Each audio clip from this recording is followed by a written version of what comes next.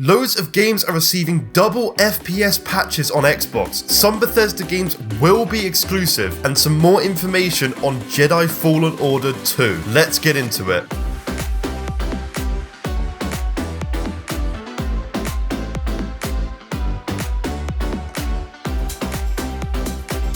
What is up, guys? Welcome back to yet another Major Ben video here on the channel. I do hope you guys are having a fantastic day. We have some really awesome topics to discuss here today on the channel, so I can't wait. Let's just get into it now. So, starting off with some of the most exciting news here today, or at least the one I'm most excited about, which is a lot of the Bethesda games will be getting an FPS boost. This was starting as of the Monday that's just gone, which is absolutely awesome, and this is just so exciting. So recently, Microsoft has added a wide variety of Bethesda games to Game Pass, now that Xbox obviously owns ZeniMax, and 5 of these games will receive FPS boosts. So we have Dishonored, Elder Scrolls V Skyrim, Fallout 4, Fallout 76, and Prey as well. These titles will go from last generation's awful 30 FPS to 60 FPS now, which is just night and day difference, guys. If you haven't done anything like this yet, you gotta check it out. It's insane. I'm literally so happy to see this. It's the best thing that could happen this generation. I actually have not played Fallout 4 yet as well, and this is one that I definitely will be diving into really soon. Some of you guys are probably like, well, you could have just installed that mod,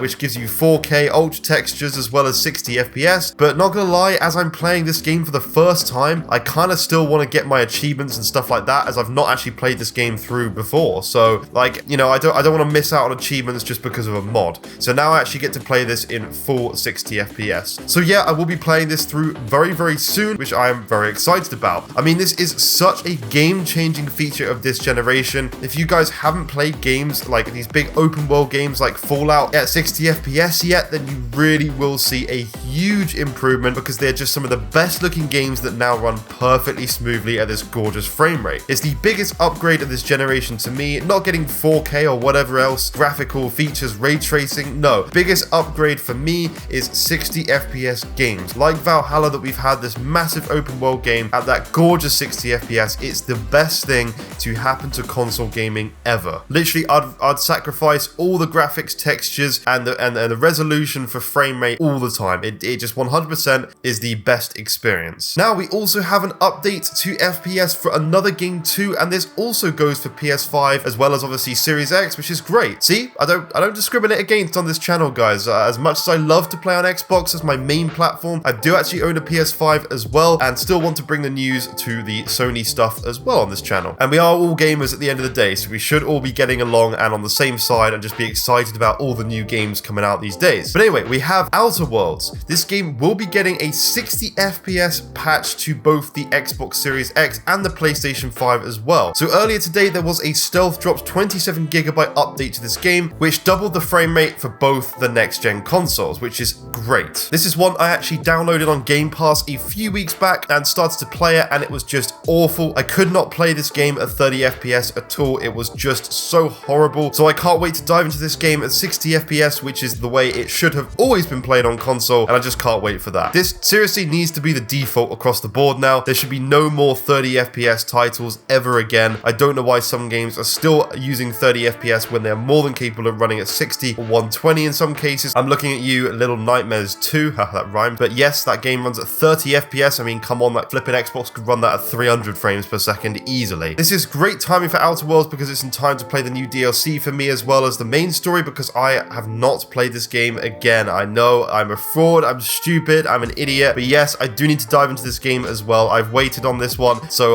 now I finally get to play it at 60 FPS on console, which is going to be amazing. But seriously, I'm buying like barely any new games these days. You just have to have Game Pass, and you get all these stuff with boosted frame rates that are either on Game Pass or I already own the game, like Fallout 4, and you just get these boosts and you want to either replay or play it for the first time. It's insane. Like, I don't buy games anymore because of all this stuff that's happening. Like, there's no need, so it's fantastic. So in this next next piece of news here, we have Crysis Remastered. So Crysis Remastered just received the much needed DLSS support on PC, and it looks like Xbox and PlayStation will be getting some upgrades as well. So the Crysis Twitter page tweeted out following on from their DLSS tweet for the PC and said this: "We will also have updates for both Xbox and PlayStation with some amazing additions coming very soon. The most popular upgrades for next-gen consoles are unlocked frame rates, and these consoles will push the game to 60 FPS or even past it." So fingers crossed we do hear something soon. Make sure you do subscribe to keep up with all the latest updates on this news. But yeah, Crysis again is another one I'm yet to play. I never got into the Crysis series, so I will be playing it when they have this 60 FPS patch, because that's going to be something that just makes it so much better, and I'm looking forward to trying that out on my Series X. So now we have an article regarding Microsoft confirming that some Bethesda games will indeed be exclusive to Xbox and PC. So Microsoft put out a welcome announcement to the Bethesda team which said this: "This is the next step in building an industry-leading first-party studios team, a commitment we have to our Xbox community. With the addition of the Bethesda creative teams, gamers should know that Xbox consoles, PC, and Game Pass will be the best place to experience new Bethesda games, including some new titles in the future that will be exclusive to Xbox and PC players." So this is both helpful and very unhelpful if you're on the Sony platform here. So they said that the games will run best on Xbox, which they obviously will due to the power of the system and the fact that it's owned by Microsoft. On top of this, it's unhelpful because you won't know which games you will actually be receiving on PlayStation and which ones you won't get on that platform. I must admit, if I owned a PS5 right now and only owned a PS5, I would be really disappointed. Some of the best games I've played in my life are created by Bethesda or just ZeniMax in general, and it's a really big loss to all platforms. But for Microsoft, on the other hand, this is fantastic, and I hope will end some of the rumors claiming that Microsoft has no exclusives, which is just clearly wrong. And maybe some people should stop touting that, as it's kind of bit them in the arse right now with all the games that Microsoft's going to be receiving now and in the future, potential exclusivity to Microsoft, and Sony aren't getting these games at all. So it's going to be interesting to see which ones are going to be exclusive and which ones will go to both. I reckon some of the multiplayer games, if they do like another Elder Scrolls Online or Fallout 76 Online again kind of thing, I think those will probably come to PlayStation because it boosts the overall player base, which is always a good thing for multiplayer games, like the way Call of Duty's kind of merged all these together. So yeah, I think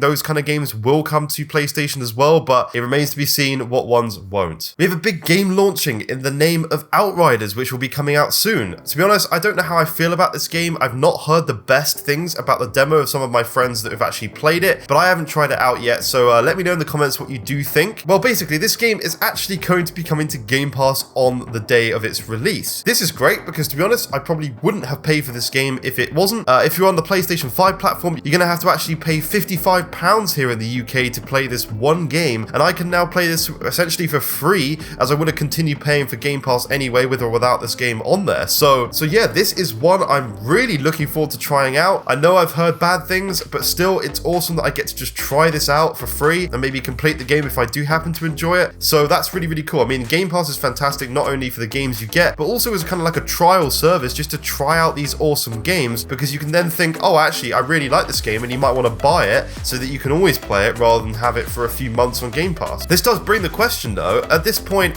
how many new games will we actually have to pay for when it seems a lot of these games come to Game Pass on launch day, or either that just a few months after, like Dirt 5 did? I mean, I intentionally didn't buy Dirt 5 because, first of all, I'm not super keen on racing games, but also I had a hunch that this game would come to Game Pass down the line, and it did. It came to Game Pass a couple of months after launch. So it does remain to be seen what games will actually be coming to Game Pass on their launch dates. So on to the last bit of news here today, which is regarding Jedi Fallen Order 2. So recently, Blair Brown, a senior Star Wars producer at Respawn Entertainment, tweeted that the studio is currently looking for an experienced producer to work on the Star Wars series. Now, of course, Jedi Fallen Order 2 wasn't specifically mentioned, but it's not hard to imagine which Star Wars title the team is working on. But I thought I'd add this in the video because I'm super hyped for this second game. First one was one of my favorite games and my personal game of the year that year. It was fantastic and I had such a good time playing it. Now, I've heard a few people say that they haven't played it due to the Dark Souls-like combat. Now,